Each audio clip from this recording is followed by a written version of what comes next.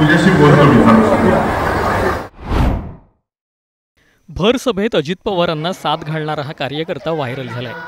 हा सगळा प्रकार घडला अजित पवार यांच्या जनसन्मान यात्रेवेळी। अजित पवार तळेगाव दाभाडे इथं जनसन्मान यात्रेत बोलत होते, त्यावेळी हातात बॅनर घेऊन हा कार्यकर्ता अजित पवारांना साथ घालत होता। आवाज निष्ठावंत कार्यकर्त्याचा, दादा या ना परत आपल्या राष्ट्रवादीत, असं बॅनर या तरुणानं सोबत आणलं होतं आणि या बॅनरसह जोरजोरात अजित पवारांचं नाव घेत हा तरुण बेंबीच्या देठापासून ओरडत होता।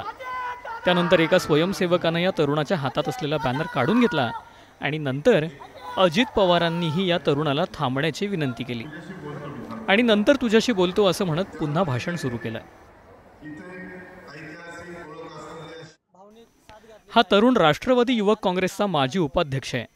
त्याचं नाव विक्रम बोडके असं असून त्यानं नंतर आपलं सविस्तर म्हणणं काय आहे हेही सांगितलंय।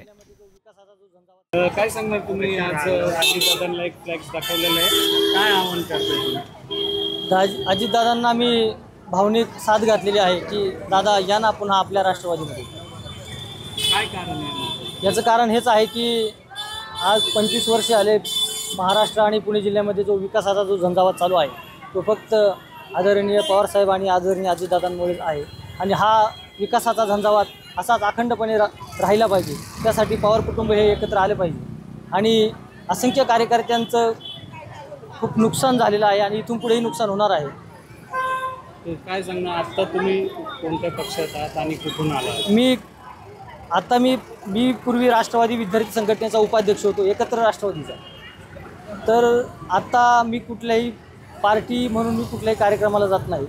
राष्ट्रवादीच्या अजितदादा पवार साहेबांच्याही जात नाही आणि साहेबांच्याही जात नाही। आज अजितदादा येणार होते म्हणून मी अजितदादांना साथ घालायला आलो की पुन्हा आपण या ना आपल्या राष्ट्रवादीमध्ये। कुठून आलात? मी गहुंजे ग्रामपंचायतचा माजी सदस्य आहे आणि पुणे जिल्हा राष्ट्रवादी विद्यार्थी संघटनेचा माजी उपाध्यक्ष आहे। दादांनी काय आवाहन केलं आहे तुम्हाला?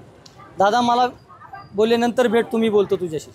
भेटले का तुम्ही दादांना मी आत्ता भेटलेलो नाही, दादांना पुढच्या कार्यक्रमाला जायचं होतं त्यामुळे मला माझी भेट झाली नाही, पण मी नंतर नक्कीच दादांना भेटणार आहे।